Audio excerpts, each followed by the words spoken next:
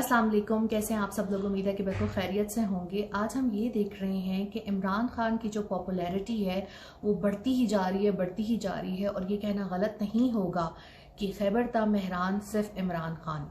और बहुत ज़्यादा पॉपुलैरिटी किसी ऐसे वज़ीर आज़म को मिलना जैसे अभी हालिया चंद दिनों में ही जो है वो उसकी कुर्सी से हटाया गया हो, तो ये क्योंकि आमतौर पे जब कोई जाता है तो उसके हवाले से काफ़ी नेगेटिव कैंपेन शुरू हो जाती है कि वो ठीक नहीं था, करप्ट था, फलान था।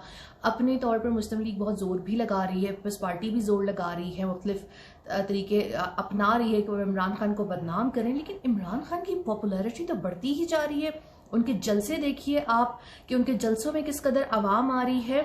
मैं डिज़ाइनर्स और अदाकारों के इंस्टाग्राम देख रही थी, उनकी बहुत बड़ी तादाद इसमें मौजूद है, इन्फ्लुएंसर्स की तादाद मौजूद है, आम लोगों की तादाद मौजूद है, जिसमें बच्चे, बूढ़े, बड़े और इसके अलावा खसूसी अफराद, छोटे बच्चे बहुत शौक से जा रहे हैं। और बहुत ज़्यादा जो है इनके साथ इस वक्त आवाम की जो है वो एक स्ट्रेंथ जो है इनको सपोर्ट कर रही है। अब जो लोग इस तरह की साजिशें करते हैं, महलाती साजिशें जिनको कहते हैं, उनके लिए तो ये चीज़ बड़ी आई ओपनिंग होनी चाहिए कि अवाम इस हवाले से क्या सोच रहे हैं। अवाम जो है वो जमहूरियत के साथ है और इन्होंने इस साजिश को मुस्तरद कर दिया है जो कि पाकिस्तानी जमहूरियत के हवाले से हुई। वज़ीर आज़म को 5 साल पूरे करने का हक है, एक हुकूमत को 5 साल पूरे करने का हक है। कोई भी उनको इस तरीके से लोटाक्रेसी के जरिए से पैसे चलाकर जो है वो हटा नहीं सकता। और मेरा ख्याल में इस हवाले से पूरी तहकीकात होनी चाहिए कि उस खत में क्या था और इसके साथ साथ जो है ये लोटाक्रेसी किसके वहाँ पे हुई और इसमें कितना पैसा चला।